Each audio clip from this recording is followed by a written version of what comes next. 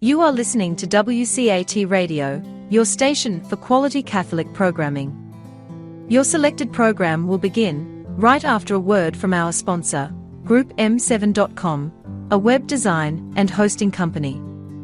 Log on to GroupM7.com today and let them know that WCAT Radio sent you. You know, my finest childhood memories was the Saturday morning movies for about 4 bits each. My brother and I could split a Coke and a big box of popcorn and watch movies about Tarzan, Jane, and their Amazon River adventures. Well, maybe that's where Jeff Bezos took his name. His Amazon.com is now the largest online retailer in the world. I'm Michael Mahfood with Group M7, the oldest and largest website design firm in East Texas. And here's my point, and as usual, it's a good one. If your website is modern and up-to-date, mobile and search engine friendly, it matters not whether you sell a product or provide information about your goods and services, your sales justifiably will increase just like theirs. The world uses the internet. We can improve your website and your email. Look at our giant portfolio at GroupM7.com. Since 1995, there's only one web and there's only one group, and it's us. It's Group M7. You're listening to WCAT Radio, your home for authentic Catholic programming. Good morning, everybody, and welcome to our ITEST webinar entitled Media Bias, the Manipulation of Faith, Science, and Technology. I'm Sebastian Mahfood, Interim Director of ITEST. For those of you who are newcomers, attending one of our webinars for the first time, ITEST stands for the Institute for Theological Encounter with Science and Technology. Our organization has been active at the interface between faith and science for over 50 years, conducting conferences, seminars, workshops, and other activities that address issues, sometimes controversial, where science bears upon some religious topic. The mission of ITEST is as follows. ITEST fosters and disseminates the position that science and faith in God are complementary paths to human fulfillment. That notion of complementary paths is a cornerstone of ITEST's purpose, and we realize that it's quite at odds with the conventional view of science against faith that is often promoted in the public square. ITEST physical headquarters are at the Cardinal Regali Center in St. Louis, the Archdiocesan Central Office Building. However, today we are coming to you via Zoom from locations in several different places and time zones. So onward then to an introduction of today's webinar. Generally, our conferences and webinars strive to bring out the unity between faith and science, which is sometimes hidden. In any individual webinar, the purpose is not to provide some right answer, but to leave our attendees in a better informed position to make their own decisions. In a sense, to frame their own questions. Today's webinar deals with media bias, the manipulation of faith, science, and technology.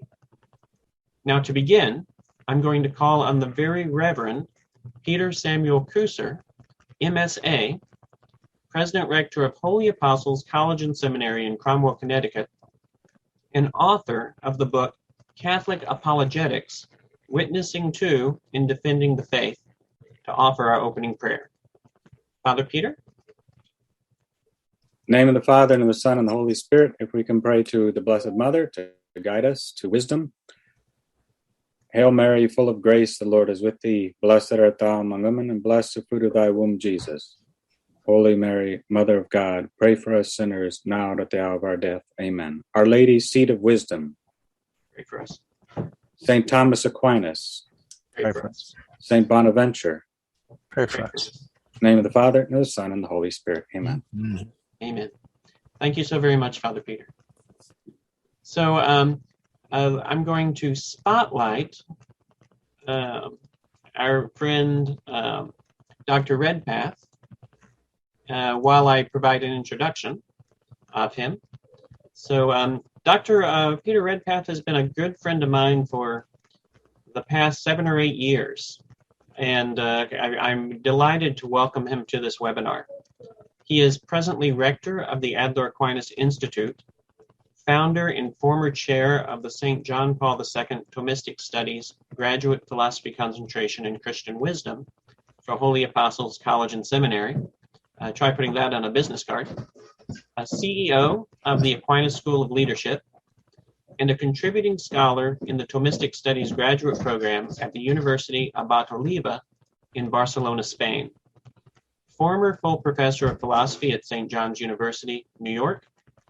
Dr. Redpath has taught philosophy on the college and university level for over 52 years, in addition to courses at the Staten Island Arthur Kill Correctional Facility in New York City's Rikers Island. He was a member of the New York Press Club and editor of the Staten Island Eagle, a monthly newspaper delivered to over 130,000 houses in Staten Island. His most recent book, How to Listen and How to Speak, a copy of which I have here, was published by En route Books and Media in June 2021. Without further ado, Dr. Peter A. Redpath. Dr. Redpath, take it away. Thank you very much, Dr. Mahfoud, my friend. And I'd like to welcome everybody to this historic meeting.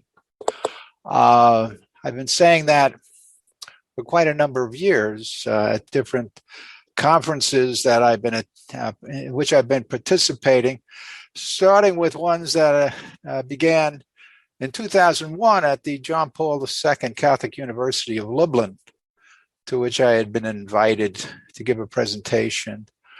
That subsequently got me involved in doing a couple of dozen more since then, with the goal of working with the Lublin School of Thomism. And Holy Apostles College and Seminary has had a long history of involvement with the Lublin School of Thomism.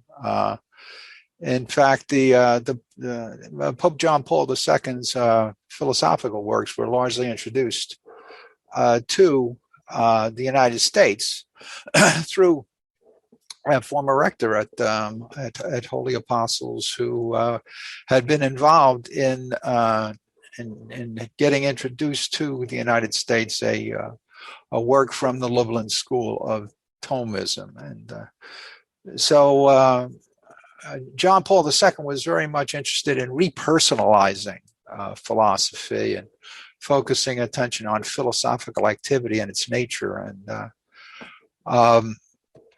I consider that to be a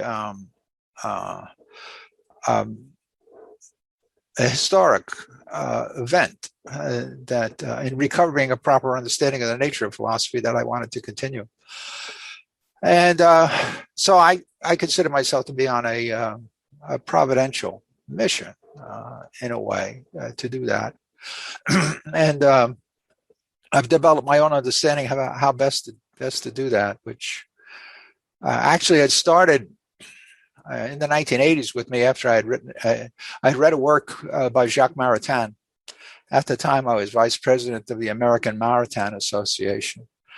Maritain had written one of his last works, The Peasant of the Garonne, in which he begged his readers not to take the statement he was going to make to be that of a crazy old man when he said that modern philosophy, strictly speaking, is not philosophy. And I had a lot of respect for Maritain, I still do. And I thought, well, I should investigate this and see whether he was right. And so it took me until 1997. So I worked at least I'd say a dozen years on this, and I concluded that Maritain was right. And he had said that unless you reunite philosophy and science and wisdom, reunite philosophy and science, that it would not be possible to have world peace, future peace. And I tried to figure out how to do that. And after a while, I figured out the only way you could do that was to reunite philosophy and science and wisdom. So I wound up writing a work on what I entitled A Not So Elementary Christian Metaphysics in 2 volumes that was published with Sebastian Mahfoud's En route Books and Media, also to start that, and I've been continuing on that mission since that time. So in a way, what I'm attempting to do here is repersonalize philosophy, and in a sense, start out trying to solve this question by taking this repersonalized philosophical approach. At the beginning of his toward the beginning of his work on the heavens, Aristotle says that small mistakes in the beginning make large mistakes down the road. They multiply down the road. And what he meant by that was, if you're wrong about your principles, your principles are the starting point for your reasoning. We don't start investigations with reasoning. We start investigation with understanding and with principles. For the most part, contemporary intellectuals do not understand the nature of a principle the way Aristotle had used this term. I was lucky when I was at St. John's University to sit across a desk a couple of feet from a brilliant Dominican. He hasn't been too well heard of. His name was Charles Bonaventure Crowley. And he spent 50 years basically studying the nature of principles in St. Thomas. He came down with spinal arthritis and wasn't able to complete a work on the Aristotelian Thomistic philosophy of measure. A correlation of the teachings of St. Thomas and that of Aristotle, and what he did was he took principles from St. Thomas related to the nature of unity. Spent 50 years studying the nature of unity, and analogously transposed them into the international system of units.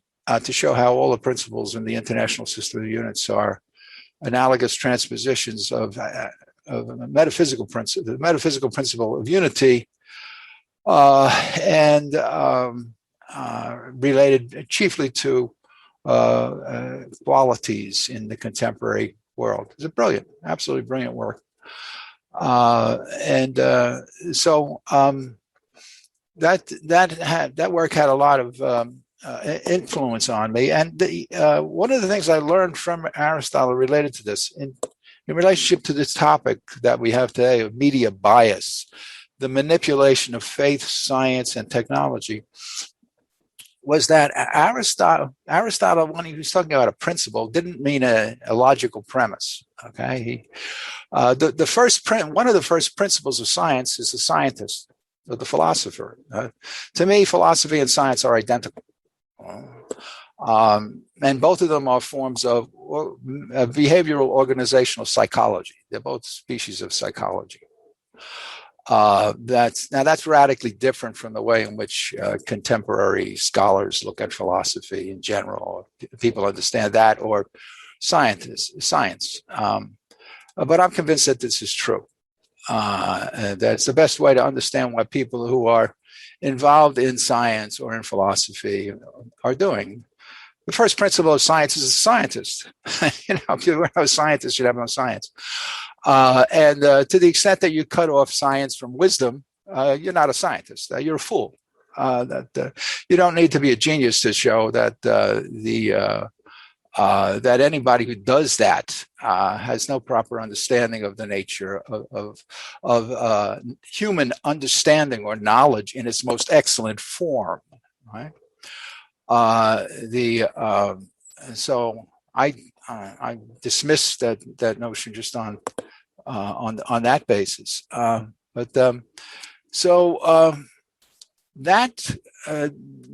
That principle that Aristotle articulates indicates that when we use the word principle, we're using it analogously, we're predicating analogously. And chiefly, we simply mean a starting point, that from which we begin our reasoning.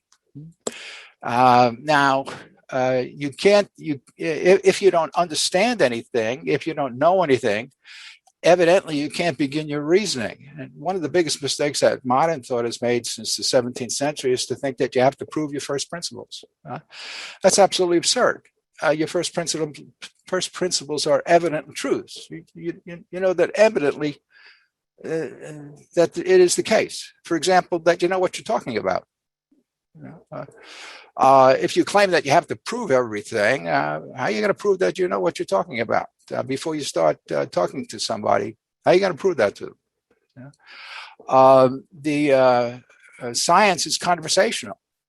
Philosophy, as identical with science, is also, both of them are conversational. We transmit them in terms of media, as the title of this today's meeting, today's presentation indicates. So Aristotle always starts his investigations with defining his subject matter, right? Which is the way I'm going to proceed. I never write out what I'm going to talk about, and I don't really like talking from written lectures. What I do is I start with the definition, and I analyze the parts of the definition and the implications that are found in the definition. And when you're talking about, my approach is going to be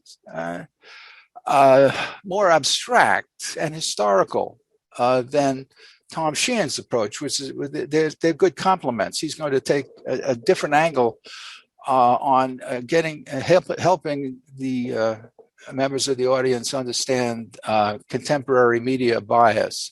I'm approaching this more or less on an understanding of the nature of bias. Considering as philosophers are inclined to do, what is the nature of this subject considered universally. So wherever you find it, you find this. Now, there are two words that are used in this title that are especially interesting related to this. One is, three, media, and bias and manipulation. Right? These are all first principles of our understanding. If we don't understand these correctly, we're going to get in all sorts of difficulty resolving the problem. A media can be any kind of means, but we're talking chiefly of a means of communication, what modern radical call two-way talk, conversational speaking, rather than simply one-way talk or lecture. Those involved in the media tend to understand themselves as intermediaries between one thing and another thing, or one being and another being. And bias indicates unjust discrimination. So media bias, abstractly considered, is very easy to identify, at least in general, that it's a kind of unjust discrimination. Right? Now, since injustice, since prudence, if we accept what Aristotle says about this in St. Thomas, and common sense, the prudence is the form of all virtues. To the extent that you're not doing something prudentially, you're not applying whatever virtue you have at the right time and in the right situation, for example, in the right place. When I was at St. John's, I had a lot of Italian students in my classes. I'd have a lot of Irish students in the classes. And I would always caution my Irish students never to go to an Italian wake and sing Danny Boy to express your condolences. That if you did that, you would be lacking in common sense. And prudence is just a form of common sense. It's what's commonly known, commonly understood to be a starting point. It involves understanding your first principles.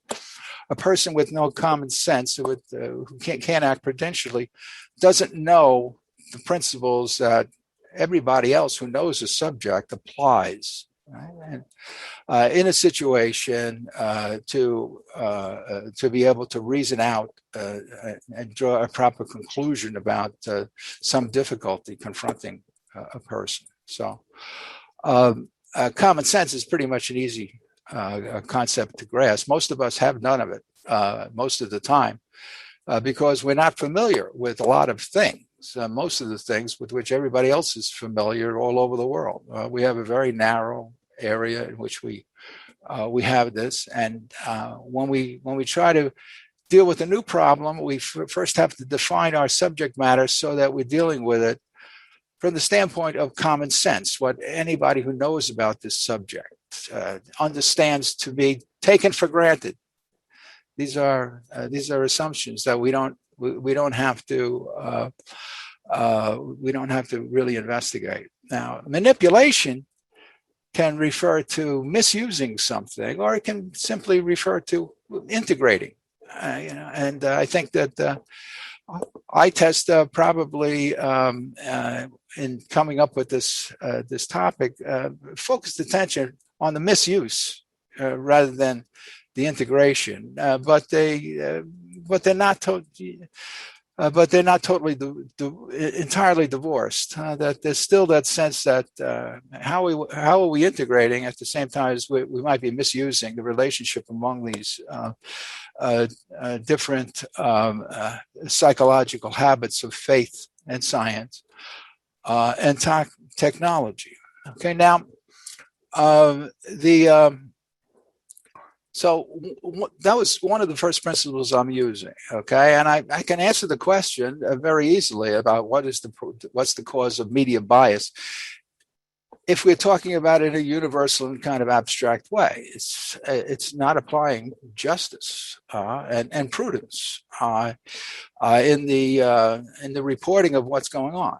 Right? If we're talking to modern media in the sense of communications media, like radio and television and print media, but it's if we want to understand it in more detail and why it's widespread.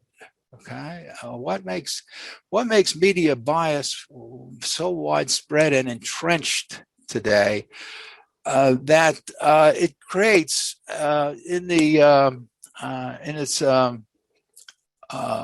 those who have it a kind of tunnel vision, right? Where today we use contemporary terms like a reductionism, where a person reduces the whole of a genus to one of its species and superimposes on the genus the characteristics of the species, or where people can't think outside the box. We sometimes talk about it today as a tunnel vision, a beltway mentality. I often, if you're talking about really intelligent people doing this, I call these people who are encyclopedias open to the wrong page.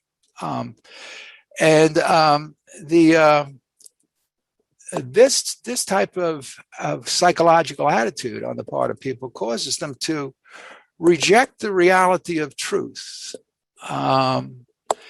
In the sense that there is some sort of they're in some sort of external relationship between parts and wholes in the things around us, which, as far as I understand, anything we understand in terms of organizations, and when we define them to try to explain, make intelligible to others what we're talking about, we locate them in a genus and a species. If we can't, if we're imprecise in being able to communicate what we're talking about, it's precisely because we don't have our definitions correct. So you always have to. This is why Aristotle always starts off defining a subject matter, because as St. Thomas says, the whole of a science is contained in its principles. And its principles are contained in its definitions, because the definitions of a thing contain the nature of the thing, and the nature of a thing is its organization. And the organization of a thing, the way parts harmonize to organize into an organizational whole, enable you to understand the actions that are being generated by that organization. You deny the reality of natures and things, which so many contemporaries do. You'll deny the reality of organizational behavior, right? And if you deny the reality of final causes, which so many people do today, you can't explain the nature of organizations, because organizations that are aimless have no. They're not organizations. They're anarchic. And in a sense, all media bias today, in general, entrenched, is reducible to this mistake that was made in the 17th century of trying to get rid of the notion of aims in things and organizational wholes, and say that we can't really understand them. We can't comprehend their behavior, or if we can, the only people who can do it are mathematical physicists, and everybody else, you just have opinion, and so there is no truth in that. There's only truth in scientific positivism. That's, in a nutshell, the main problem that we're faced with today. Scientific positivism rejects the reality of truth, or reduces it to mathematical physics. It tends to argue that what can't be proven can't possibly be true. There's no evident truth unless you can prove it. They've got no proof for this claim that the whole of truth is reducible to mathematical physics, because they don't demonstrate that by means of numbers and so forth. They do it in terms of ordinary speech and so forth. This leads to all sorts of cultural difficulties. So, the second principle I work with in attacking this problem is one that was made by Etienne Gilson. And he thinks over the centuries, somehow he got that it transferred to him from the dramatist Menander, who once said that we live life the way we can, not the way we choose. And Gilson remarks that we think the way we can, right? And not the way we wish. And I extend that to also not the way we choose.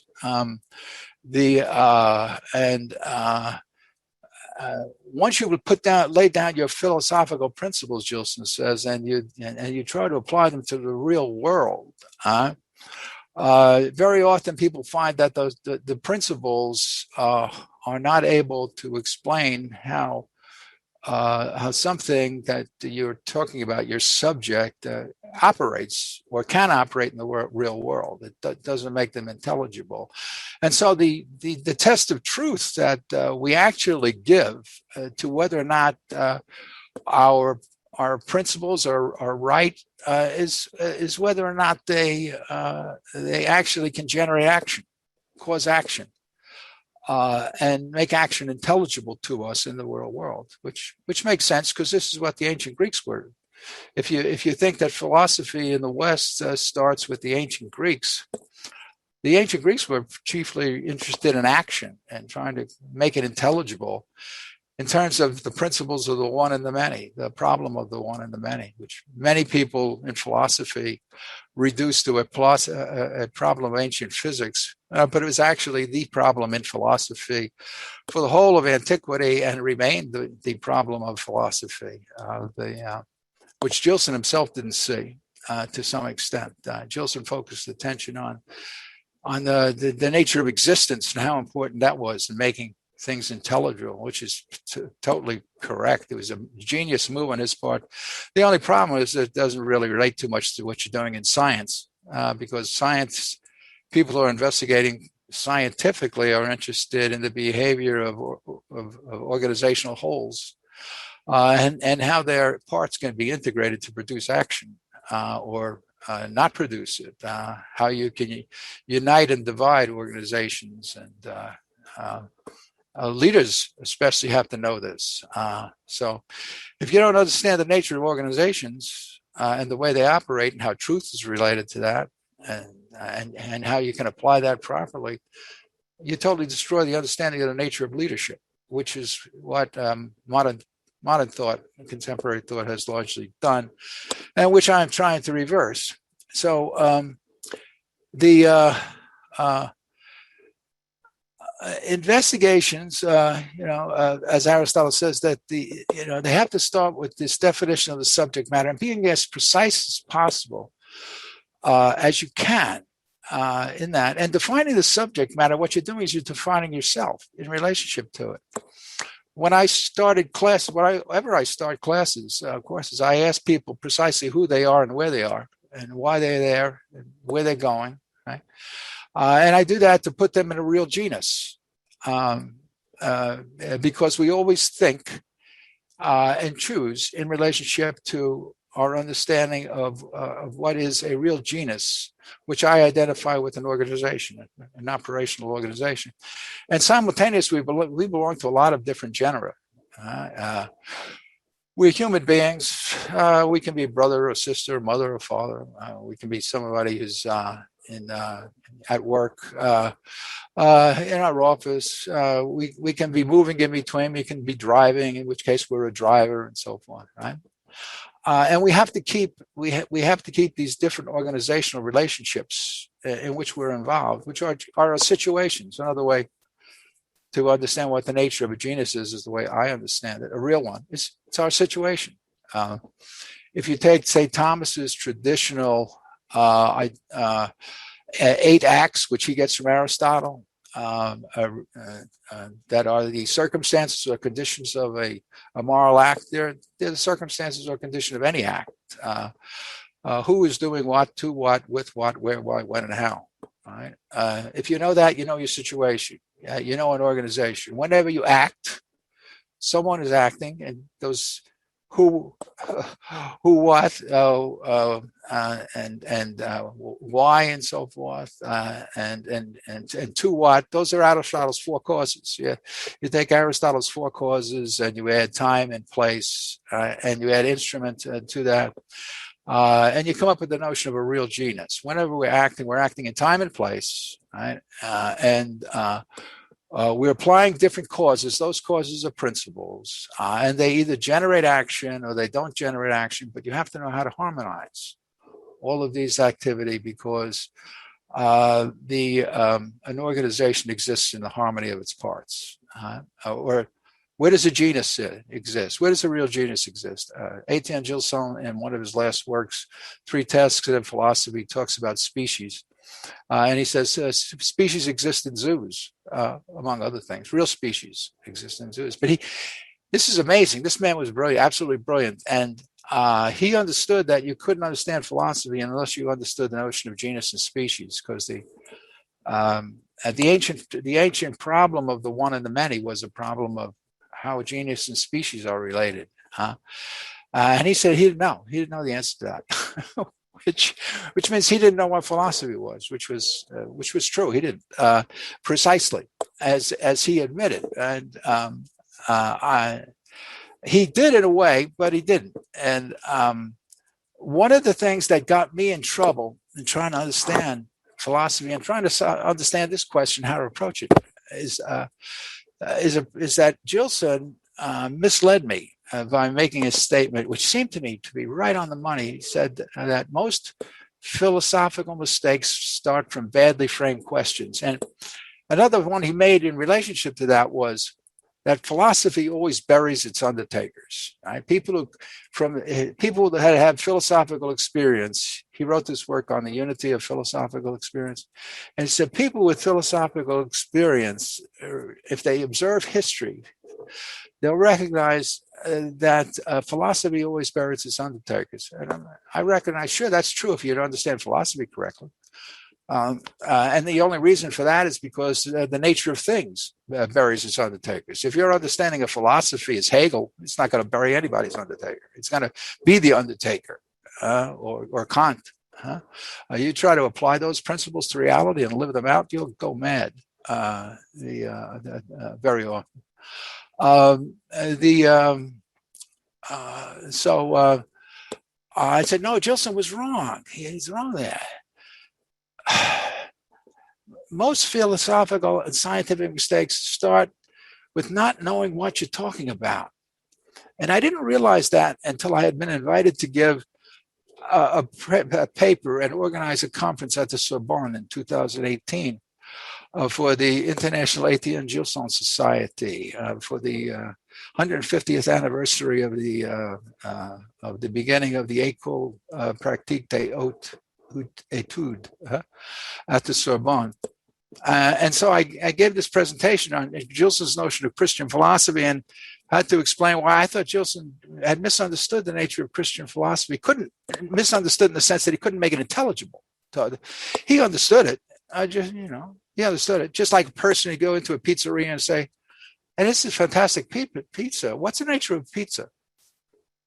And somebody, they'll think they suppose that they'd have to know this precisely, but they don't really. In order to be able to be great at what they were doing, Gilson was great at what he was doing, but he had difficulty articulating what he was doing because he was emphasizing the notion that philosophy is a body of knowledge or a system, logical system of ideas, and you express this body of knowledge of essences, right? And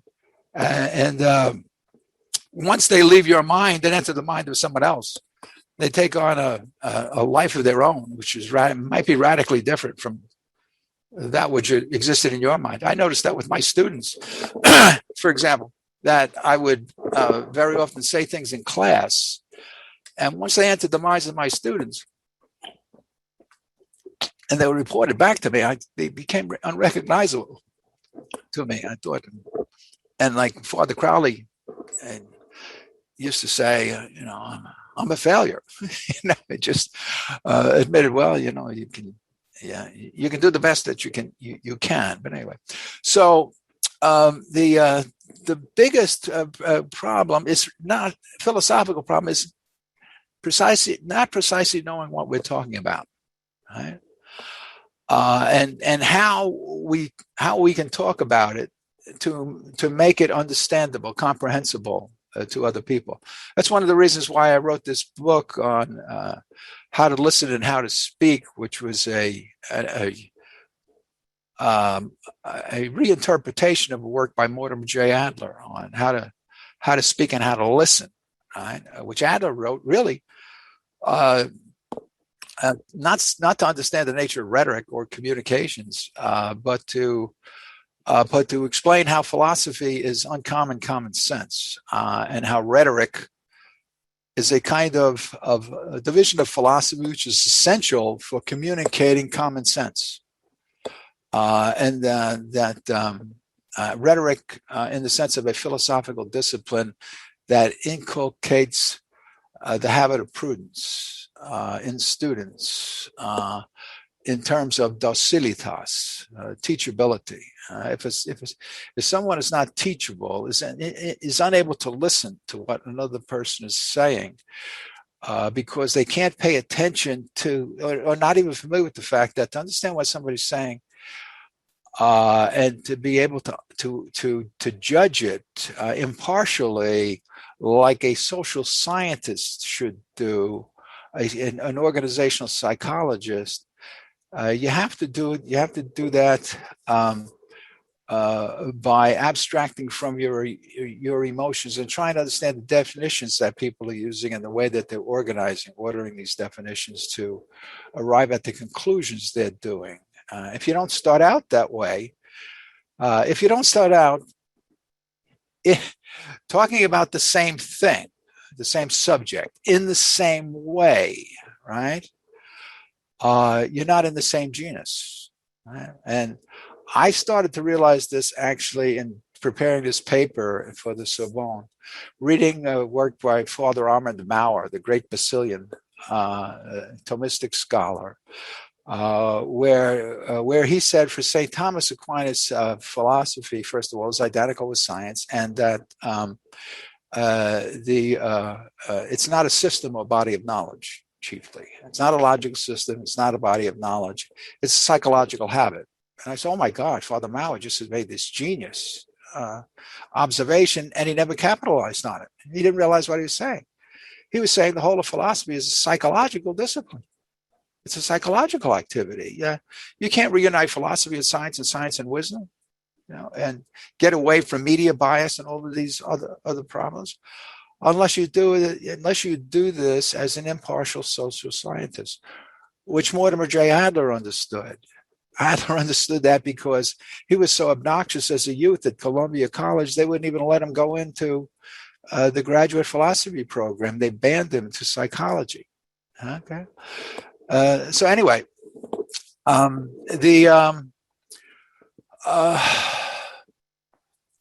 Joseph Pieper. This gets me on to Joseph Pieper, among other people. There were a bunch of people who were trying to solve this repersonalization problem in philosophy, going back to the beginning of the 20th century. All right, and they included Joseph Pieper. I'm going to mention some. I mentioned John Paul II after World War II, and you have Gabriel Marcel, Yves Simon, Jacques Maritain, Georges Bernanos, Jules Sand, Romano Guardini, Brennan Manning and his Ragamuffin Gospel, the Southern Agrarian Movement, people like Flannery O'Connor, Thomas Merton, Stanley Yaki, among others. They all recognized that to some extent a proper solution to the problem lay in recovering the liberal arts, the only problem is recovering the liberal arts the way it's taught today to solve this problem. Very often to people means being able to establish order in schools, periodically meeting to smoke cigars and drink fine wine, memorize Aquinas and understand some things in Aquinas and understand and be able to indicate where his principles of natural law are in his Summa Theologia, which to me is not really what's involved in recovering a proper understanding of this our situation and how to solve it. It actually resides in Joseph Pieper's grossly mistranslated book, Leisure, the Basis of Culture, because that's not the title of the book in German. The title of the book in German is Musse und Kult, Leisure and Religion. And Pieper is not saying that that leisure is the basis of culture. He's saying, or cult, religion. He's saying religion is the basis of leisure. Right? In fact, he starts this book out, Leisure, the Basis of Culture, with this quote from Plato that but the gods, taking pity on mankind, born to work, laid down the succession of recurring feasts to restore them from their fatigue, and gave them the Muses and Apollo, their leader, and Dionysius as companions in their feasts, so that nourishing themselves in festive companionship with the gods, they should again stand upright and correct. And quoting from Psalms, "Be still and know that I am God." In other words, philosophy, science always begins in religion, because that's where your metaphysical and your moral principles are taken. Yaki understood this in a way when he said science was born of Christianity, meaning science, modern science, in the reductionistic sense of mathematical physics, arose from Catholic universities in Europe. That's totally correct.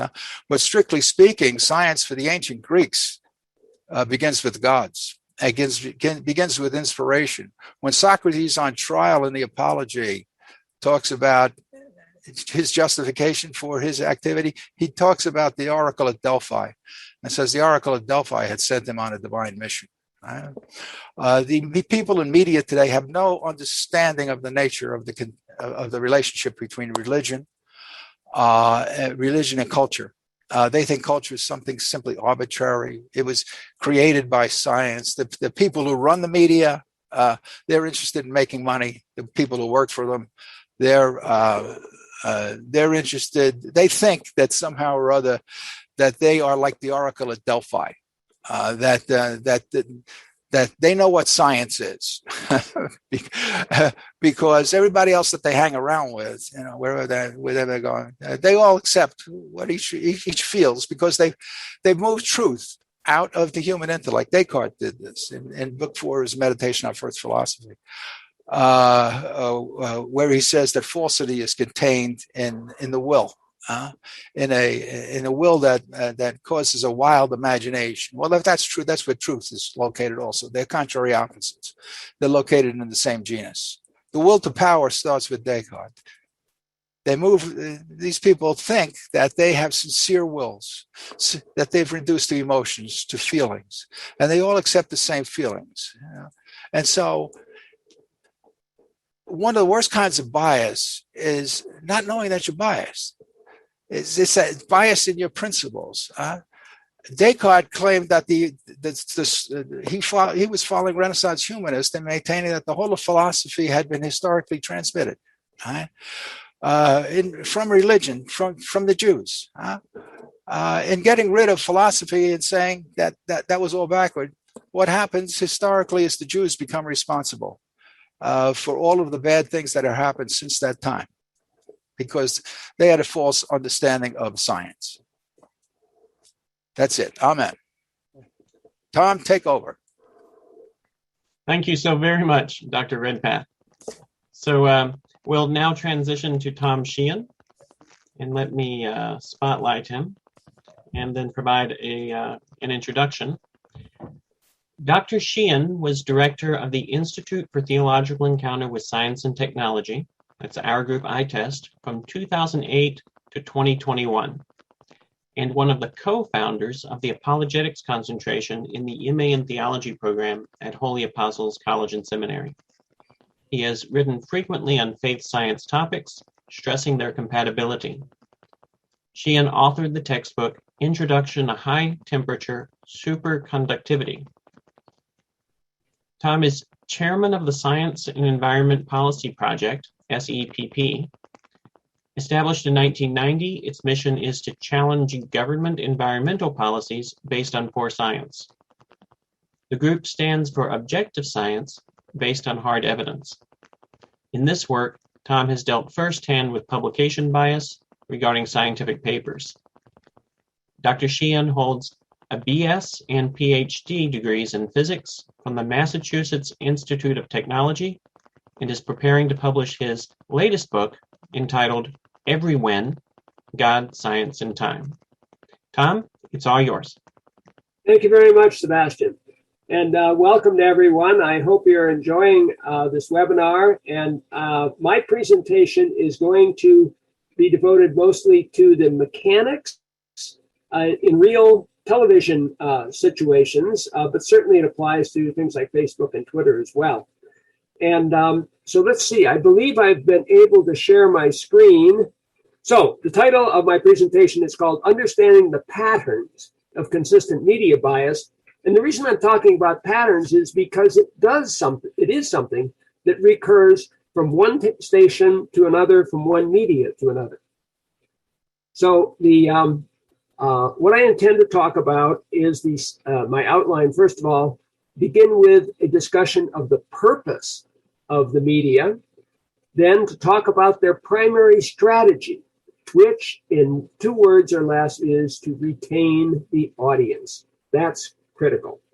There are secondary consequences, one of which is that your agenda is successful and that you make a difference. Notice that I've called that secondary, and it really is. That the primary purpose is overrides, and the secondary purpose has to satisfy that. So from a media point of view, if you're running a station, the optimum results is very simple. It's to increase sales, meaning sales of advertising, or increase the number of subscribers or something like that. If you're Facebook or somebody like that, you want to have lots of people participating, watching, and buying the products that are advertised on your network. So let's talk about the purposes of the media. First of all, the owners have a purpose, and that is profit. That's what they're in business for. That's what they want to do. Secondly, the manager has a goal that meets the owner's goal, and that is to get good ratings, to get lots of people watching. The broadcasters who are in front of the camera, they want to have influence. They want to be credible. They want to be believed by the people watching. Now, the workers, that is, those who prepare the text, who line up the information, who pick the people coming on, they want to have impact. So you see these four different goals are there: profit, ratings, influence, impacts, at the level of four different categories of people. And what you have to do is make sure they all line up together in order to have a successful enterprise.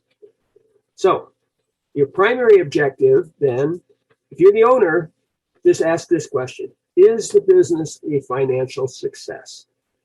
That's basic. Okay, that's where it starts. The manager has a more complicated objective. First of all, get the viewer to stay with your station. As I say here, don't touch that remote. And you have to have a delicate balance in order to convey urgency and do this. We're about to come to a commercial break, and the announcer says, and right after the break, we're having the most important person in the world, so stay tuned. So that's the balance you have to have. There's got to be a punchy message, because otherwise, as soon as the commercials start, your viewer is going to change channels. You don't want that. So that's primary. Here's the secondary objectives.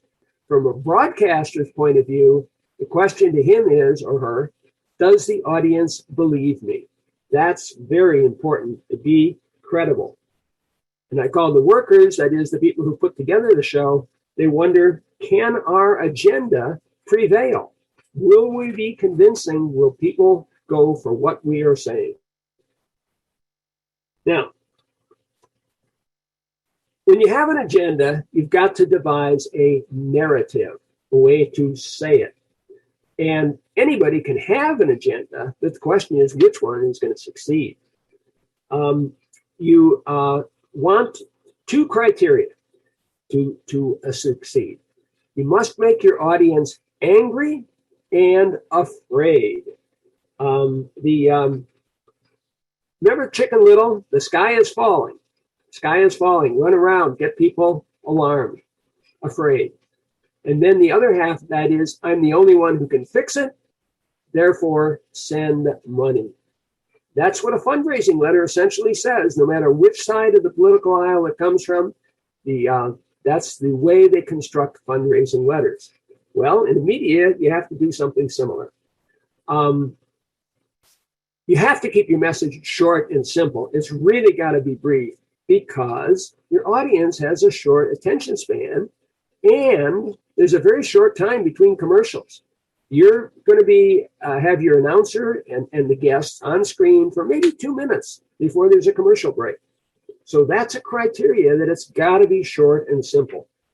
You have to have a memorable punchline. If your punchline isn't something that people recognize, they're going to change channel. You know, it's a reality of the way the interaction takes place between the media and the audience. And so you have to be a memorable punchline. And then, to make your agenda work, your narrative has to say, take action. Get the person involved. Join our cause. Believe what we say. Do what we say. Join our cause. Be one of us. Be a member of our team. Now, to do all this, the primary strategy begins with the idea that you first have to identify the audience. And if you know your audience, then you can tailor your message to them. Well, keep them angry and afraid. Cornerstone of any agenda-driven communication. And indeed, if they aren't angry and afraid, there's a good chance they're going to change channels as soon as the commercials come on. So this pattern is consistent across the board. Republican, Democrat, whoever, they all have that same point of view, as the audience has to be kept in this agitated state. No matter what your agenda is, you want to sell the message that our team is your team, Trust us. We are your trusted guide, and we have the answers. And of course, stay tuned. We'll be right back after these messages. So the question is, can we hold the audience?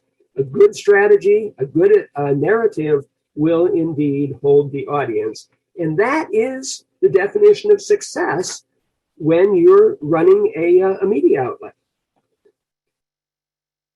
There was a gentleman way back in 1971, wrote a book called Rules for Radicals, which is a nasty book. The guy even dedicated it to Lucifer, for heaven's sakes. But he had a number of rules of telling you how to do things. And one of them was never go outside your own range of expertise. Another was, on the other hand, go outside the expertise of the enemy. So this is a way you keep your opponents off guard, because you are going outside their range and they don't know how to respond. But you got to be careful not to go outside your own range of expertise. One of Alinsky's most important insights into human nature was he recognized that ridicule is man's most potent weapon. If you can make your opponent or enemy look ridiculous, then you've got success right there. And so that's a cornerstone of what you do. Another thing you want to do is make sure it's enjoyable for your own people, because you want to have teammates and they've got to have fun and enjoy it. But if it's a burden upon your own people, then you tend to lose people. So making it enjoyable for your own people is important. And then you want to avoid the label old news.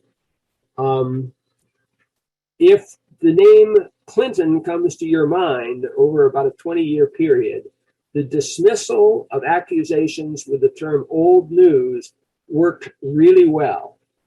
And in today's day and age, with the viewers that you have to look at, you have to be careful not to become old news. Another thing you want to do is to keep the pressure on and attack constantly. Attack, attack, attack. Think of the previous political administration by Donald Trump. The attacks were coming all the time, over and over again. In the present administration, there are attacks coming against Joe Biden's cognition and so forth. And by repeating these attacks again and again, you keep the pressure on. And that keeps the viewer attentive to your issue.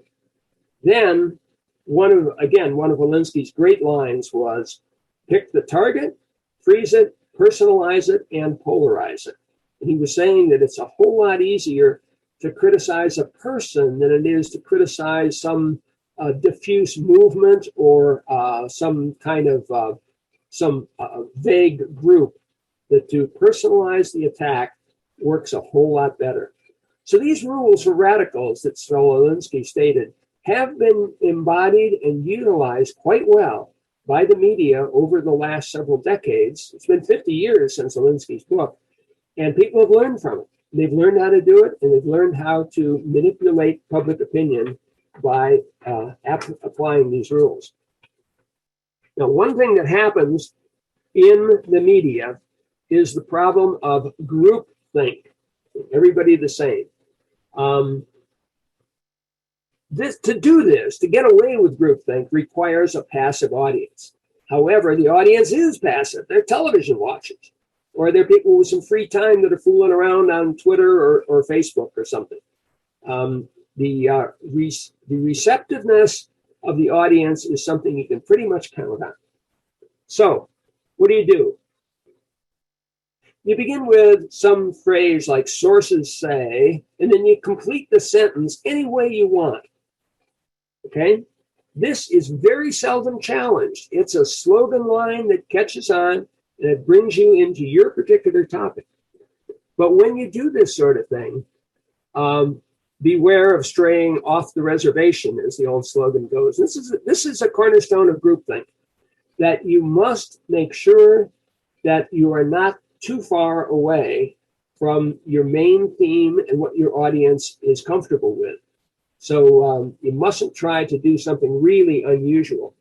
But when you do it right and people accept it, the audience accepts it, then your reward for that is gratifying, and it reinforces your message too. Now multiply this by half a dozen TV channels, and they find that they can get along quite well by repeating this same message, even though it might be flimsy at the sources say level. You've got something rolling and being enforced. And the nice thing about it is, if it is working and it's accepted, you can do it again tomorrow. You can keep pushing your narrative again and again and again because of the advantage of groupthink. If people are familiar with something, they believe it, and they believe ancillary things that go along with it. Now, in terms of doing away with your opponent, one of the greatest words that has been used excessively in recent times is debunked. When you say something was debunked, that works. It's a very useful word. It's applicable almost everywhere. Anything you don't like from the opponent, call it debunked, and by golly, you instantly dismiss the opponent's argument. And I recall here Alinsky's last rule, number 12, about personalizing and polarizing the target. So debunked is a great way to ditch the other guy's thing. And you don't need to prove anything to provide supporting evidence. You just say whatever he said, the opponent, was debunked, and then you move on. And that's very often used these days in a number of ways with just small variations. Now, who do you put on TV? Okay, the old slogan goes, "If it bleeds, it leads." That's been a media slogan for 2/3 of a century. That's what gets the viewer to watch. And you want to put on someone that the audience can identify with. So if you can find somebody who is clearly an underdog, is being oppressed in some way, that's good. If you can also play the race card, well, that's all the better. Here's an example in very recent, the last couple of weeks. And this comes from the conservative side, actually. They are showing irate parents at school board meetings. There was one recently where a lady of Chinese heritage had lived under Mao's China, and she spoke at the school board meeting telling that their system was just like living under Mao.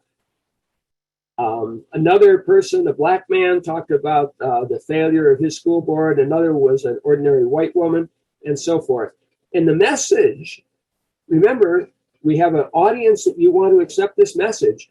The message is, you can do this in your town. So now you've got something that your viewers are on board with, identified with, and like. Another example is a person who's been hassled by police because you want the viewer to ask, well, what if this happened to me? You know, this is something of concern. I'm going to watch this. This is interesting. And the other thing you can do is put on an authority figure, somebody who will say, we've got it right, we're in charge, you can't interfere. And for the past year and a few months, probably the number one authority figure that fits in this line would be Dr. Fauci, because he was so credible, so believable, that everybody in the nation went along with him.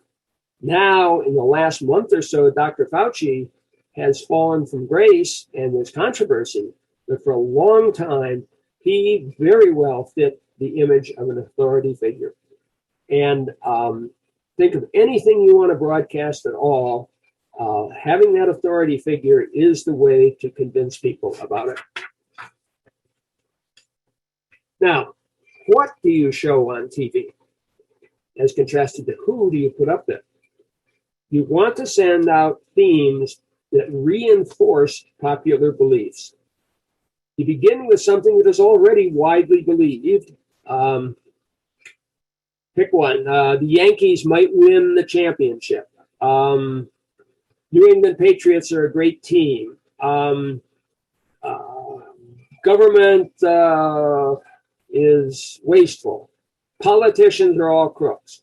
Any statement you want that's widely believed, kind of at the cliche level, you then bring in some celebrities to endorse this point of view, this very limited and widely believed thing. And sports figures, movie stars will do just fine. Then you stick in your new assertion, the thing that you're selling.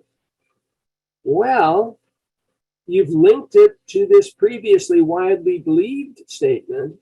And so by implication, the celebrity endorsement carries over to you, and you have been able to imply the celebrities endorse your new statement. And frankly, endorsement is more important than explanation, because you might have perfect truth that you could explain with great clarity, and it would take you 20 minutes. There isn't that much time. The endorsement is what will sell it. You have to keep the sound bites short, and if you don't, you come to a commercial break, and that's where your viewers go away. So what you do is you get from the widely believed thing to the new assertion to the state that you claim everybody knows that. And thus you have blended in your new assertion in a very convincing way that gets across to the audience in this, even though it may not even be true, doesn't matter. You've got the implied endorsement, you've got the sense of authority and so forth. So you've got the viewers on board. They're part of the team. Your viewers are with you on this, and they're on a roll with you. Now, what you don't show on TV, okay? This is equally important. And indeed, if you violate it, hey, commercial, change the channel. Simple as that. There are things you can't show for fear of losing viewers. So there's views that oppose the accepted orthodoxy. Where did the COVID-19 virus come from? Was it from a wet market? Did it escape from the Wuhan lab? For a long time, the wet market theory prevailed, and the excuse was always the claim that it was from the Wuhan lab was debunked. So it's over with, off the screen, goodbye. But on the other hand, now the Wuhan lab theory is rising in ascendancy, and you have to have some other change in the way you express it. The word debunk doesn't work this time. Over in the realm of climate change, I should tell you that the four initials CAGW stand for catastrophic anthropogenic global warming, which means mankind causes it and it's really bad news. Well, the actual science of this is way too complicated. It has to do with ocean evaporation, cloud formation, and radiation, and variations in the sun, and 1,000 things like that. And nobody among your viewers is going to sit still for this. It's a kiss of death to try to explain this, and because people glaze over, the commercial comes and they change channels. So instead, you just blame it all on carbon dioxide, and if somebody opposes that, your claim of carbon dioxide, you just say, oh, their theory has been debunked. By golly, it works every time. There was, about a year ago, the October surprise put forth by the Republican side in the campaign, the Hunter Biden laptop story. You may recall that he dropped off a laptop at some repair place and forgot about it. About a year and a half later, the guy turned it over to eventually the New York Post, who ran quite a story, and it was about to affect the political campaign in a strong way because it was a genuinely scandalous story. What Hunter Biden had done was really bad. However, the mainstream media dismissed it. The dismissal, which you saw Joe Biden repeat on TV many times, was the simple slogan, Russian disinformation, which is a variety of the word debunked. And again, from a point of view of TV, that works. And it's a successful technique. So what are the results that you want to have. Okay? As I told you, the goal of the owners is simply profit. But here it is from the manager's point of view. First, you have to maximize the number of eyeballs. Who's watching? That's what's going to be counted by these surveys and statistics, and that will determine whether or not you can sell more airtime commercials. Also, you want to be able to charge more per minute. And I say, think about the Super Bowl, which is very costly on a per minute basis because they know so many people are watching. So, if you don't achieve these results as a manager, the owner will hire somebody else. That's pretty simple. And for all of you who are employed and work somewhere, you will recognize the term performance evaluation, which is usually done for you once a year. But that's what's on the line from the manager's point of view. His performance has to do with selling airtime, maximizing eyeballs. So that's where his focus is going to be in terms of how to run the media and what to show. So there are certain practical consequences of getting this done in a real environment. First of all, you got to think about the split in time. The content is probably 2/3 of the time and about 1/3 commercials, okay? And that varies. At the beginning of the show, you go almost total content for at least the first 10 minutes, maybe the first 15 minutes before you slip in commercials. But towards the end of the hour, commercials are a whole lot more frequently.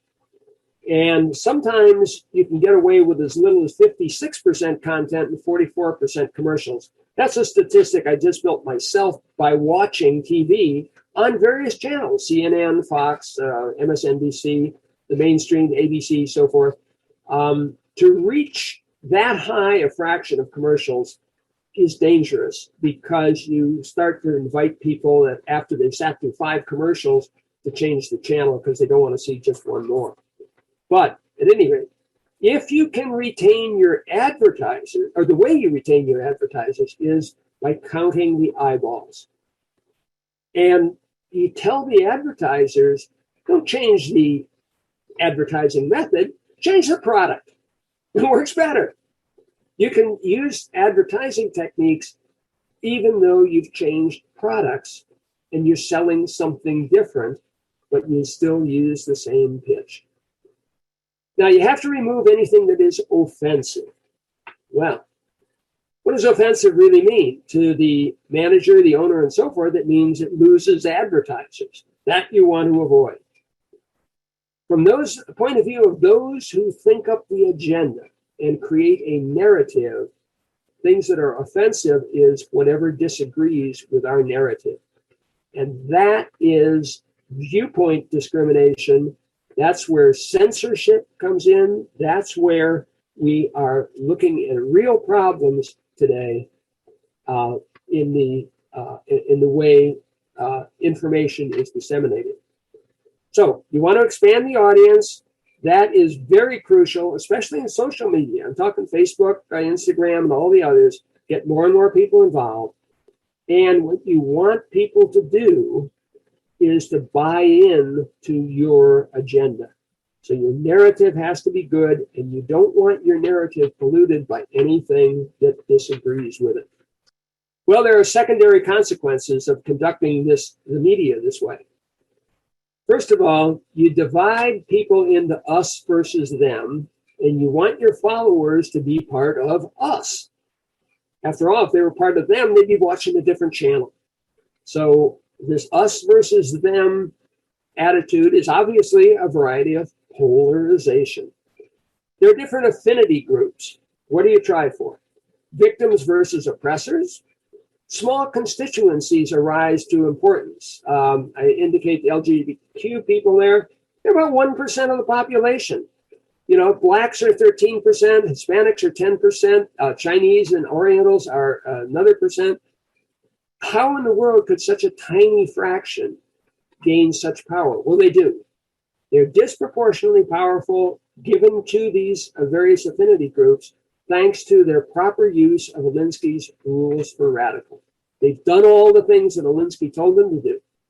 One good example of this is those four far left congresswomen, AOC and others, known as the Squad. The proportional amount of influence they have is well, their influence is way out of proportion. They're much too grandiose for their total amount of their actual constituency. The numbers aren't there, but their influence and power is there. Well, from the point of view of running a station or a channel, you have to be careful about a balancing act here, because if you start to lose viewers, then you've lost the battle. So there is political polarization that is caused by this disparity in the media. And one of the things that happens because of political polarization is that a primary election brings voters from the wings of the party, not the centrists. And this is why you wind up with candidates facing each other in November who come from the extremes of their party rather from the center. And it's all traceable back way through the whole chain to the media bias, things like division into us versus them, and all these sort of things that have been taking place for several years beforehand to build up that polarization. Now, here's an example of polarization. What you do is you make some garish, shocking claim, something really that gets people's attention. In this example, I picked from the right side of the spectrum. You see the red voice media, or the people that put it out. They claim that magnetism was being injected in the vaccine, okay?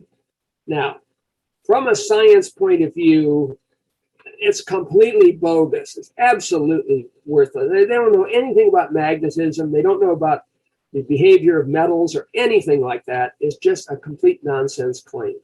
However, it does have the advantage that it helps solidify the angry and afraid objective, because the claim that you are being manipulated in some way makes people both angry and afraid. So it works.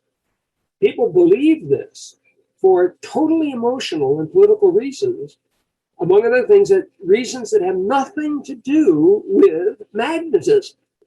You know, it's something you could say you've been injected with cells from a Martian or whatever. People believe this stuff because it fits the angry and afraid objective.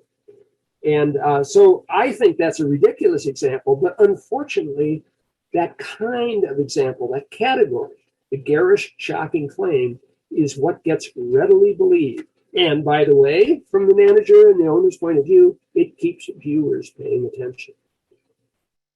We long for the good old days. Once upon a time, there was something called brand recognition, where a guy like Ronald Reagan was identified with General Electric Theater for many years. In more recent times, a few decades ago, Arnold Schwarzenegger was known as the Terminator. These are the guys that win elections because of a favorable association. Okay? Their face, their name means something favorable, entertaining, Terminator, to the viewer. And so it's a positive, and it really helps. Nationwide loyalty to TV anchors was one of the great features of the good old days. Broadcasts would be on screen for many years. The names of Edward R. Murrow, Walter Cronkite, Huntley Brinkley Report. These are grand examples from the past, but unfortunately, those good old days have gone. The reason is there's so much polarization, and among other things, the person in front of the camera changes pretty often. Nobody lasts as long as Walter Cronkite, for example. Lester, Holcomb, whatever, these people just aren't there for that long. So people wish there could be unity. But if you think about the situation of either the 2016 election or the 2020 election, there is no unity. There's tremendous polarization. People are miles apart. Success story, example here, you affect national policy. In the 1970s, it was the TV that got the American people behind the movement to get out of Vietnam. And indeed, nowadays, any ground combat situation is very bad. We like to watch TV clips of drones blowing up the bad guys, but nobody wants, or the military realizes not to give footage of ground combat to the TV people. On global warming, there are now national goals for the year 2050 that are based on the Paris Accord. And I just quickly point out that every one of these things is based on a computer output, a printout from somebody's computer program. But we're going to have higher spending, new regulations, and so forth, all because of the success of the way this has been portrayed on the media with blame it all on carbon dioxide, don't think any further. To swing an election. There were presidential debates introduced in the days of Kennedy and Nixon, and basically it helped Kennedy win. But over the years, candidates got better and wised up and realized how they could manipulate the debates. Now there's this debate commission that is going to set the rules and so forth. But the elections have become popularity contests, beauty pageants, and things like the platform and the issues that you run on are secondary. And that is ridiculous, but it is a result of the way things are presented on the media. So to wrap up, again, just to review a few things I've said, advertising revenue is the primary goal. This is what we're in business for. You have to retain the viewers. If you lose the viewers, if they change the channel, you've lost out. So the number one factor driving media, including media bias, is to keep the viewer's thumb off the remote. You have to retain viewers. As for the agenda, the way you score a successful agenda is to keep the audience angry and afraid. As long as they're in that mood, they'll stay with you. And keeping the audience is essential. So media bias does have societal consequences, as we have seen over the years, but sometimes it promotes backlash.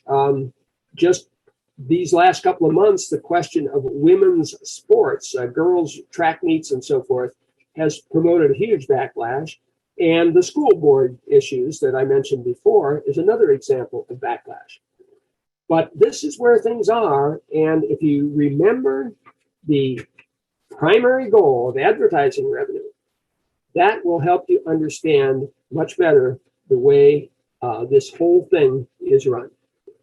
Okay, and with that, let's see if I can take off the screen. Come back to myself. I think I'm now on screen, and I want to thank all of you for your attention, and I look forward to our continuing discussion. Back to you, Sebastian. So at this point, we're in the question and answer period. Our very own Sheila Roth will be serving as the moderator for the questions. And if you've got questions, it's appropriate at this time to drop them in the Q&A. Sheila, take it away. Okay, thank you, Sebastian, and thank you to our presenters. This first question is directed at Dr. Redpath. He says, first, thank you for our excellent presenters. My question is, modern propaganda really seems to owe its genesis to World War I and the Creel Commission, in which Ed Bernays, the father of public relations, was involved. Bernays was related to Freud. Freudian psychology is quite a deviation from Aristotelian psychology. Why hasn't Aristotelian psychology been able to beat back this Freudian legacy over the past century? What would a recovery of Aristotelian psychology look like? Well, I think that the Freudian comes out of Rousseau, chiefly, and we've the whole modern movement was based on a hate Aristotle psychology that was introduced into the West. Now that I've debunked Descartes, we finally, I think, with the recent publication of this, how to listen and how to speak, that's doable. But the modern philosophy, falsely so-called, as my friend John Dealer used to say, was based upon the claim that there was a hidden teaching that had been buried. This came out of the Renaissance humanism, to elevate the status of poets and rhetoricians during the Renaissance. They claimed that there was a hidden philosophy that was given by God to Moses, and it had been esoterically transmitted through the Kabbalah, and also through poets, epic poets in the West, chiefly by Homer, Hesiod, and Aeneas, the Aeneid. But only the poets knew how to read this. So the poets during the Renaissance sought to elevate their status by claiming philosophy is a hidden system, a body of knowledge, an esoteric teaching, a metaphysical and moral system. God gave it to the Jews, right? And that was esoterically transmitted through special hidden language. You see this repeated in the history of philosophy and by different groups, like the Averroes claims that the whole of truth is contained with Islam, in the Quran, but only Aristotle knows how to read the read the Quran, right? So what you do is you capture the language game. You win the language game. Here, relating to Tom, you win the media game, right? We're the only people who know how to read, to tell you the truth. So we occupy the role of the mantis for the Oracle at Delphi. That's where the journalists for the media operate. They think that they're the mantis, and they're. So you're saying, Joe, that they're doing this through Freud, but which I think is true, to a large extent. But also they're doing it through behavior, through Skinner. Kind of Adler recognized this through kind of behavioristic psychology, and Adler realized Adler was trying to get back to a social science. He said until Adler had the key to, I think, answering your question. You have to get back to Aristotelian psychology and its influence. You have to get back to the notion that human beings possess faculties of the soul, right? And that without faculties of the soul, that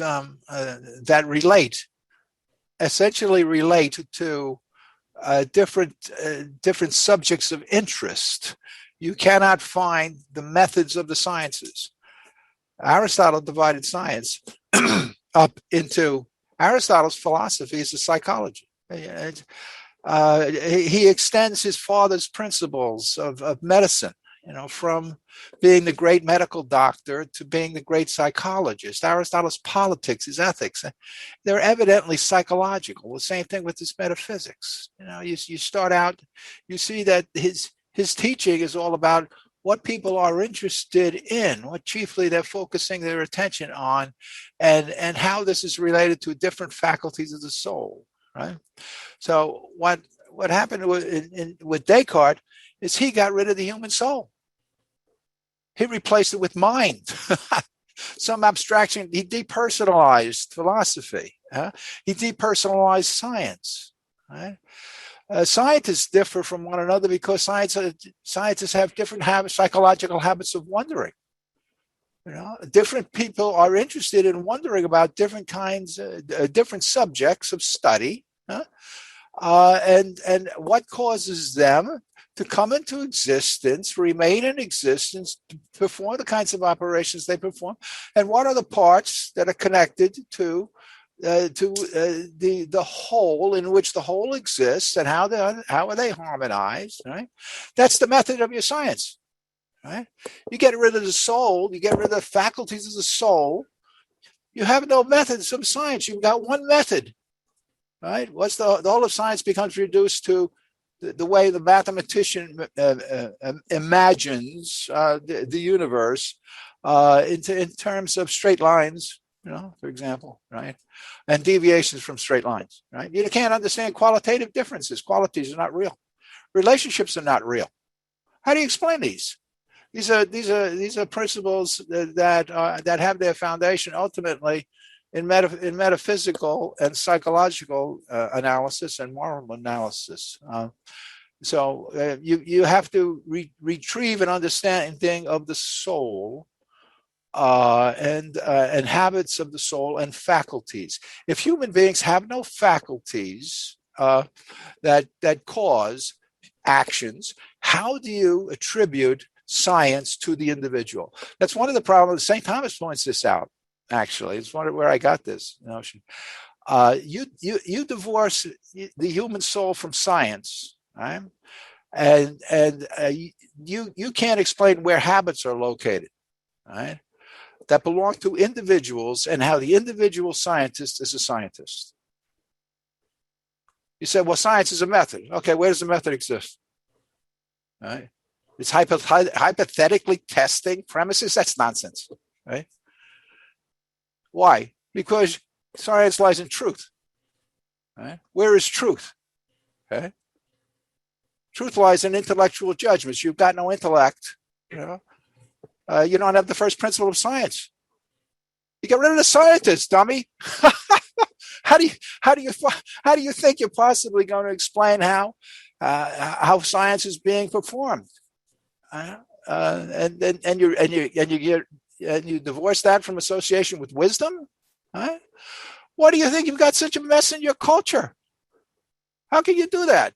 You produce. Where are your leaders? Yeah, for example, leadership exists in excellence, qualitative excellence.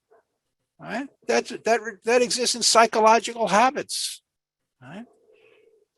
So I think that's the answer. You have to get back to the human soul, right?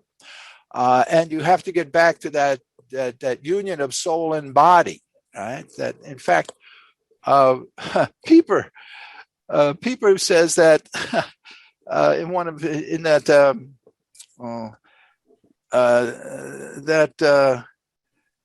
the human soul, even the soul, he says, is corporeal. It's a direct quote from Joseph Pieper. Even the soul, in a way, is corporeal. As Etienne Gilson says, human beings sense with their intellects, and they intellectualize with their senses. Right? The only way we can understand how human beings are in touch with the sense universe and are the subjects that we study scientifically are chiefly related to ourselves as individual knowers. It's the person who knows. Okay, it's the individual person, right? Like I see. Okay, my eyes don't see. My faculty of sight doesn't see.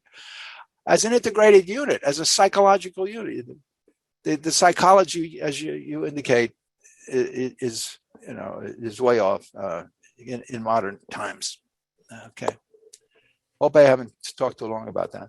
Well, I would just like to say you can read more about it in Dr. Redpath's book, How to Listen and How to Speak, which is my filter's blocking. There it is, right there. Thank you, Dr. Redpath.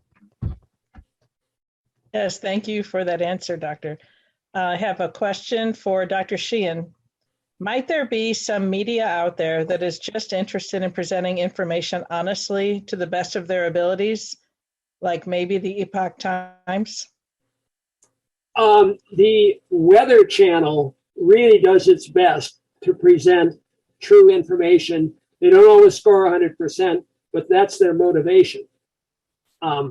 However, among all those who are the talking heads and deal with matters political, whether left or right, no, they don't have any complete objectivity. And the reason is that complete objectivity doesn't cause viewers to be angry and afraid. And that's a sad situation, but that is why there's so little objectivity in the media today. Okay, thank you, Dr. Sheahen. Another question for you. How do you recover if you lose your audience, or can you recover?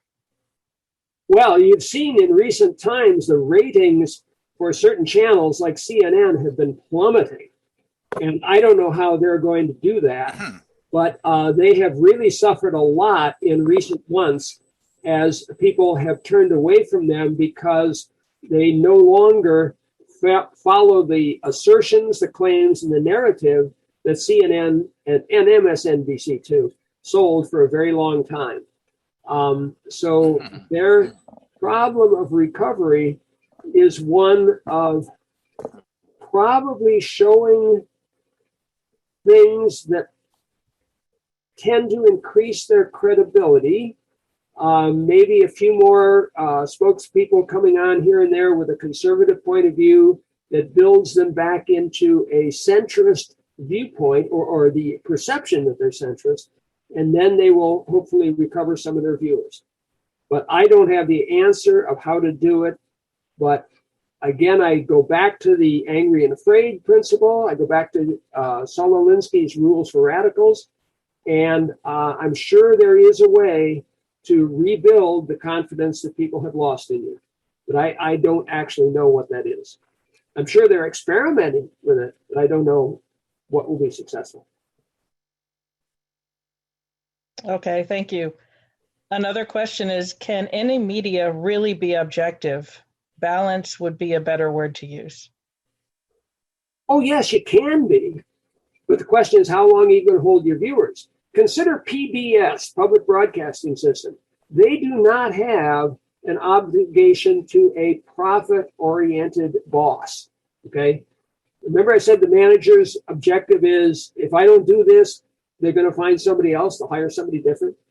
That isn't the case at PBS, so PBS is freer to be objective, but they're also free to push an agenda that they prefer and a narrative that they prefer. And the only constraint upon PBS is that if they get too far off base, Congress will complain about them to some extent, and maybe their budget from the federal government will be cut. But that's a long, slow process that doesn't happen very often. But yes, it is possible to be objective, but you just have to wonder how many viewers you're going to have if you do so. If you don't worry about the number of viewers, then go ahead and be objective. Wonderful. Okay, great. Thank you. Here's another question to both Dr. Redpath and Dr. Sheahen. I am wondering about how the conception of prudence, which Dr. Redpath described, might be applied for better outcomes by media professionals at all levels within a media organization, given the situation described by Dr. Sheahen. Number one, the financial realities of for-profit business. Number two, psychological dynamics involved in effective communication. And number three, contextual limitations, which are inherent in the form of media communication. Would you like me to repeat parts of that? It's a multi-level question. No, it's in the question and answer section I saw. Oh, good, good. Why don't we let Tom, since I tend to let carry you on. go with it, Peter, because of the fact that their initial part of the question was more in the line of the philosophical side of media. Okay. Prudence, according to St. Thomas, comes from the notion of providence, providentia. Yeah, it's foresight. Okay. In talking about prudence being related to docilitas or teachability, St. Thomas talks about that, by the way, in his discussion of his treatise on law, and from the Summa, we're talking about education as a natural inclination of parents to educate their children. And he says that some children don't tend to behave too well. So at times, not only do you need parents who can communicate with the children reasonably, because children tend to listen to their parents, but then there are children who don't like to listen, and you might have to give a little fatherly correction beyond simple verbal expression, and you might even have to bring in the state to help you out. Prudence is the habit of right reason. Okay, in other words, prudence is participation in divine providence, in God's wisdom. Okay, according to Aristotle and St. Thomas, all human beings are born somewhat wise, just like we're born somewhat cowardly, somewhat courageous, somewhat just, somewhat unjust, somewhat temperate, somewhat intemperate, and the person who's trained in the habit of prudence is the person who's trained in the habit of sound judgment, of being judgment in touch with reality. Right? And Tom, the emphasis that Tom talked about in advertising and in media today on anger and fear, these are related to emotional faculties that put us in touch with reality, just like hope does. And they're located in a specific faculty that St. Thomas calls particular reason, cogitative reason, where he locates common sense. As a matter of fact, he even talks about common sense in his commentary on Aristotle's Nicomachean Ethics, being the opposite of being asinine. It's synesis, a quality called synesis, where you can size up a situation, you can judge it immediately, and he says that it's analogous to instinct in animals. Human beings have common sense, right? A practical kind of judgment. It's sharper in some people than it is in others, and it's what is morally trained, right, to get us in touch with reality. And the lower level pleasure, pain appetites, which he calls concupiscible appetites, they don't put you in touch with reality. I feel pleasure, I feel pain, so forth about that. Okay, you know that this is true, but whether that's healthy or not, that doesn't put you in touch with reality. What puts you in touch with reality is hope and fear. And anger as a reaction to hope and fear. Prudential education, is much more profitable for people in business. But you get people in business who are irrational after a while. People get under their skin. And they don't realize that the media is a cultural institution, right? And as I was saying, philosophy for Adler understood that philosophy is a social science. He thought he was going to reestablish this coming out of Columbia. And then he started to read Aristotle and Aquinas, and he realized they understood their understanding of scholasticism. Scholastic philosophy, that was social science, right? Because there's a twofold understanding that human beings have of science always and of philosophy. One, that it's an act of teamwork. Right? The people in physical science have retained that. The people in philosophy after Descartes, they lost that, and they were meant to lose it. Okay, so they didn't understand what the classical philosophical tradition was, right? But there's a cultural psychology that you have to respect, right? Because there's a prudential judgment that inclines you to escape from ignorance because you want to escape from slavery, right? That's what motivated the Greeks, according to Aristotle, right? And they started to wonder about the causes, of higher reality of the gods, because they recognize that higher ways of knowing, qualitatively more perfect ways of knowing, were accessible to human beings, right? To the extent that they could cooperate one with another, they could form teams. They had to be just, and they had to be prudent. So even Plato, in Book 1 of his Republic, says even a band of thieves, right, when they're robbing a whole bunch of other people, these are like the robber barons, who control the media. When they're mugging other people, they have to be just toward one another. Right? They have to band together to screw everybody else, right? But in doing it, they have to be. They can't be a rat, as we would say in my neighborhood in Brooklyn. You have to get along with other people, right? And you have to help your friends and hurt your enemies, right? The only problem with that is sometimes your enemies are good people, and and your friends are bad people, right? And the net result of that is you surround yourself with enemies, right? Because you got a bunch of idiots who happen to be your friends, and you got a bunch of good people who are telling you, hey, this is the way you should be behaving. So if you lose the cultural psychology, right? Your audience has a cultural psychology. They'll put up with you for what all the stupidity because you all hate somebody or other. You've demonized somebody. Okay. So as Adam points out with respect to rhetoric, it contains three qualities that Tom is talking about: ethos, pathos, and logos. All right. You gotta present yourself as an attractive character. You got to be likable. We don't tend to listen to people we don't like. We just turn them off. Okay, all right. Even if they sometimes will say, okay, we got to listen to this because we go with the agenda. But after a while, see, I just don't like you anymore. Right?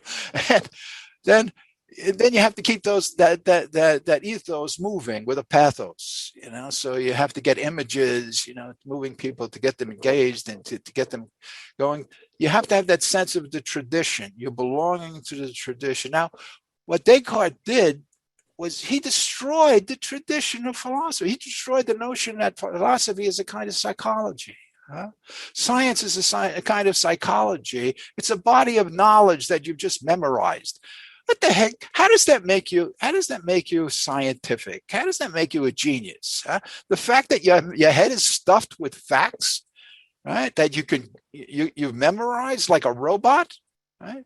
It's precisely because of your individual genius, your qualitative psychological faculties, that you've been able to think this stuff up, that makes you worthy of praise and so forth. Well, this is something you authored, right?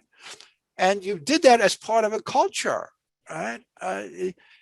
So without maintaining the notion of science as teamwork, historical teamwork, and we've got two different understanding of science and philosophy here. One, an individual operation, but operation within the team.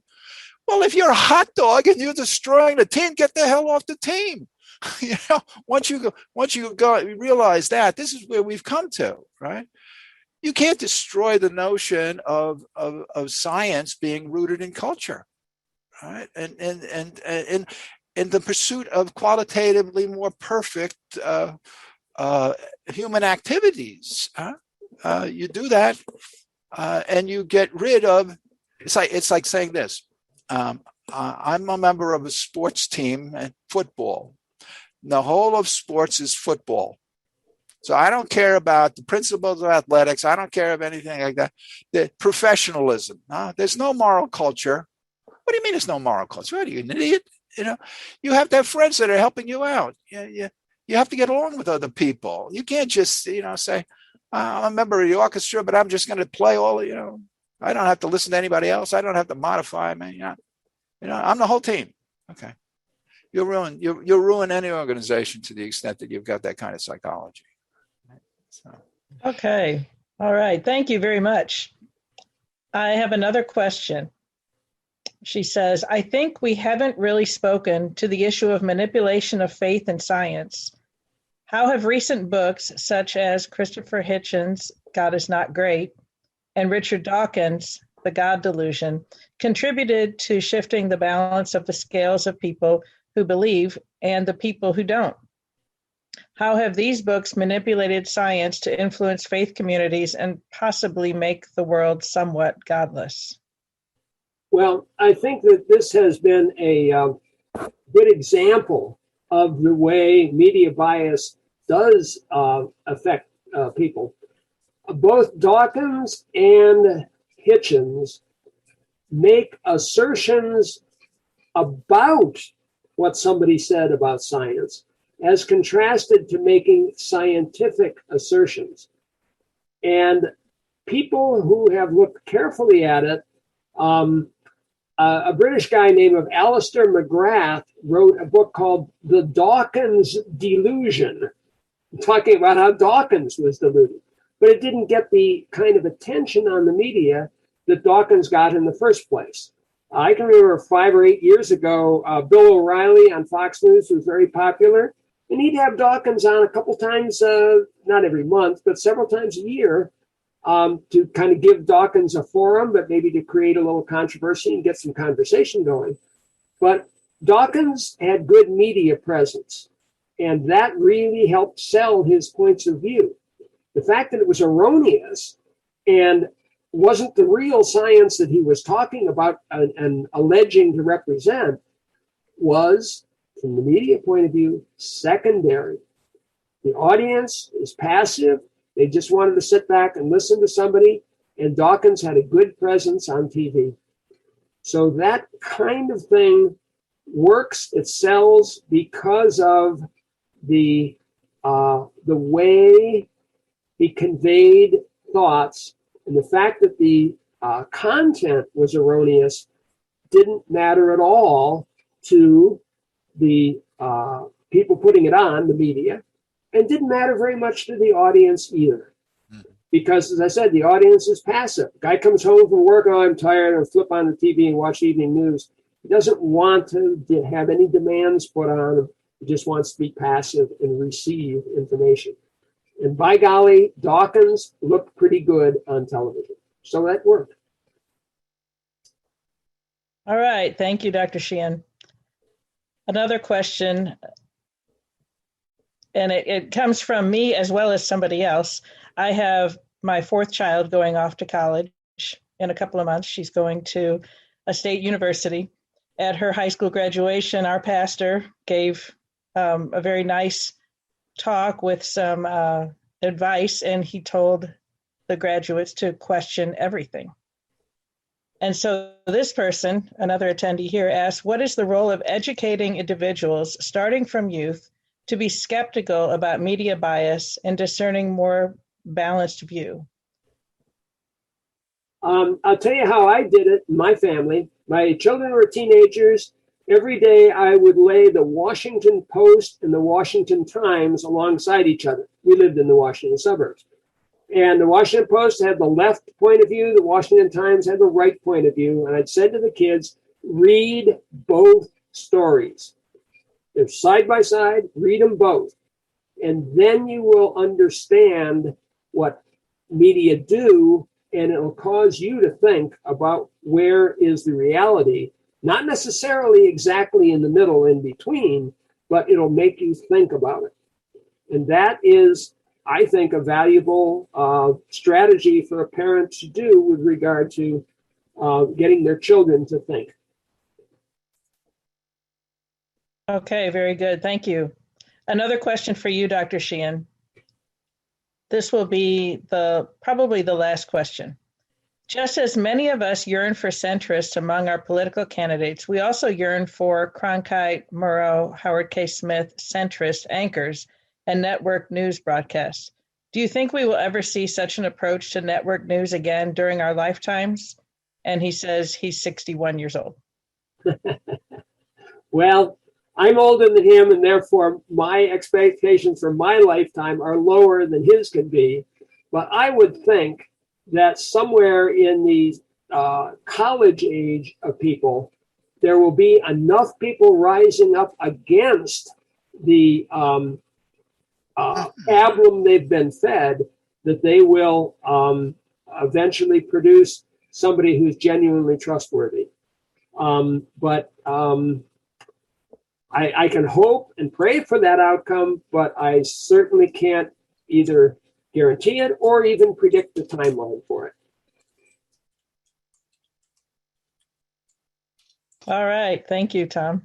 Dr. Redpath, did you have something that you wanted to contribute to that? I wanted to lower my hand there.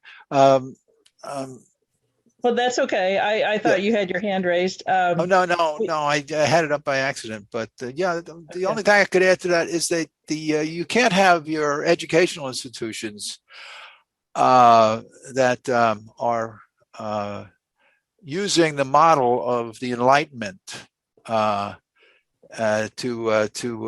be able to inculcate the truths of Western culture and Catholicism. They the biggest problem I have. I went to SUNY Buffalo. I was surrounded by Marxists. I never took a course on Aquinas, aside from one undergraduate with Larry Hazer, which I didn't really learn too much from. Aside from Larry, was terrific and a genius. As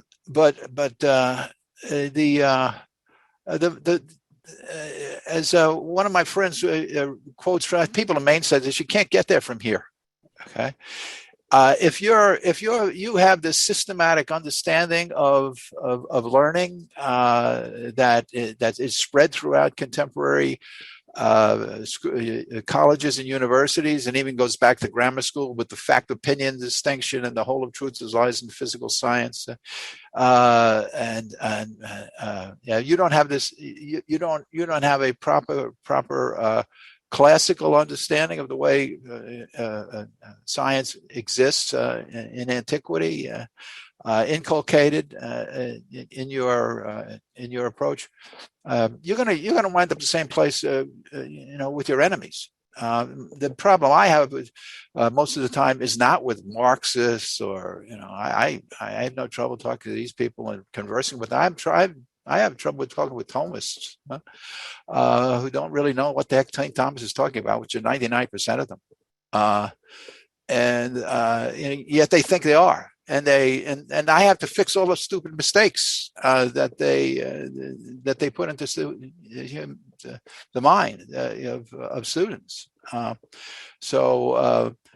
Catholic education, for example, is a total mess. So largely. Pretty much all educational institutions. Adler was convinced you had to get rid of pretty much all of them, which is why I'm starting my own, the Common Sense Wisdom Liberal Arts Academy and a Common Sense Wisdom Executive Coaching Academy to try to remedy that problem. Okay, that sounds great.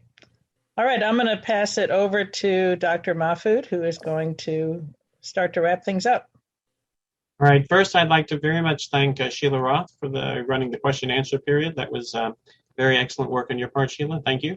And our presenters, Dr. Tom Sheahen and Dr. Peter Redpath, for their presentations and for their very informative responses to the Q&A. And then to the audience that's participating, I'd like to say, when you registered for this webinar, you went to our ITEST website at www.faithscience.org. We invite you to go back and to check out more features on that website, including past webinars, publications, and how to join ITEST as a regular member. You'll find that our next event has already been scheduled for July 31st, 2021, on the fallen angel model, which is a proposed connection between an event described by science and an ancient revelation. It'll be presented by Joe Provenzano, Deacon Ron Morgan, and Dan Provenzano. And you can find more information about it at faithscience.org/FAM for Fallen Angel Model /FAM. So I'd like to thank all of you for attending, and I hope this event has been a valuable learning experience for you. I'd now like to call upon Sister Carla Mae Streeter, a member of the ITEST board, to conclude with our closing prayer.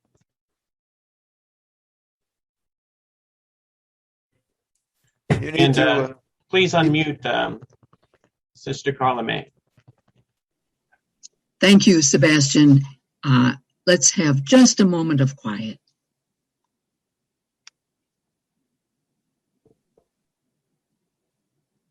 Most Holy One, thank you for the wisdom shared here today.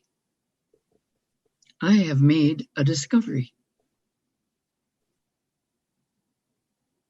I am a primary media. I have power in the workplace, in the office, in the church, in my house. I've come to a frightening conclusion that I am the decisive element in the workplace, in my house, in my church, in my business. It's my daily mood that makes the weather. As an employee or employer, parent, friend, teacher, I possess a tremendous power to make a person's life miserable or joyous. I can be a tool of torture or an instrument of inspiration.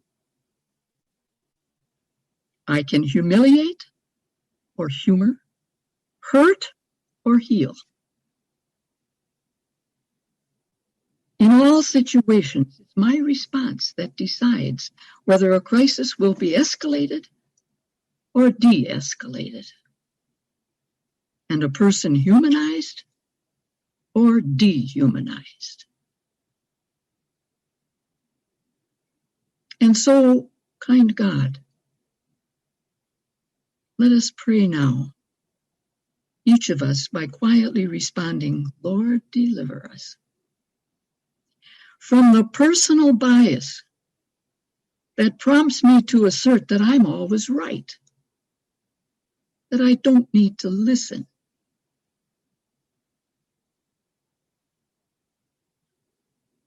From the group bias that prompts me to assert that my race, my gender, my nation, my religion, my company is always right. And we don't need to listen. We don't need to wonder.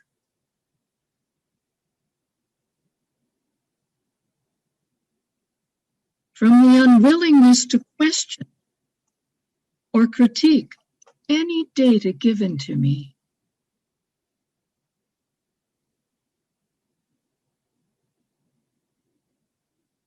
from the wounds of addiction or abuse, verbal, physical, psychological, social, or religious, that prompt us to avoid an honest quest to find the truth. For all of these biased conditions, Lord, deliver us. Lord, kindly deliver us. Amen. Thank you, Sister Carla May. And with that, that's the presentation. Have a great weekend, everybody, and we'll hope to see you next time.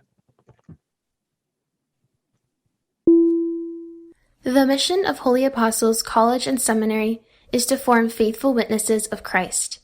Year after year, the prestigious Newman Guide has recommended Holy Apostles for our academic excellence and steadfast fidelity to the magisterial teachings of the Catholic Church. We are also fully accredited and the leader in Catholic online learning. Our students enjoy the unsurpassed flexibility to study on their own time and anywhere in the world through asynchronous engagement. Holy Apostles is dedicated to the relentless pursuit of truth, which allows students in all academic programs, including undergraduate, graduate, and personal interest, to formulate a coherent worldview based on both faith and reason. The study of the liberal arts also develops and refines key competencies associated with career readiness, such as critical thinking and problem solving, clear communication, collaboration, and a strong work ethic. The tuition rate at Holy Apostles is one of the most affordable in the country. Yearly tuition for a full-time undergraduate is under $12,000. Students at Holy Apostles can graduate with minimal or even no college debt, which enables them to live out their calling as faithful witnesses of Christ without heavy financial burdens holding them back.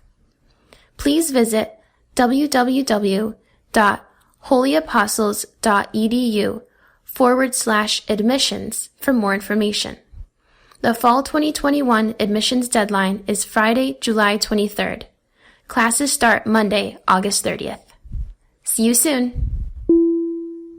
Hello, God's beloved. I'm Annabelle Mosley, author, professor of theology, and host of Then Sings My Soul and Destination Sainthood on WCAT Radio. I invite you to listen in and find inspiration along this sacred journey we're traveling together to make our lives a masterpiece and, with God's grace, become saints. Join me, Annabelle Mosley, for Then Sings My Soul and Destination Sainthood on WCAT Radio. God bless you. Remember, you're never alone. God is always with you.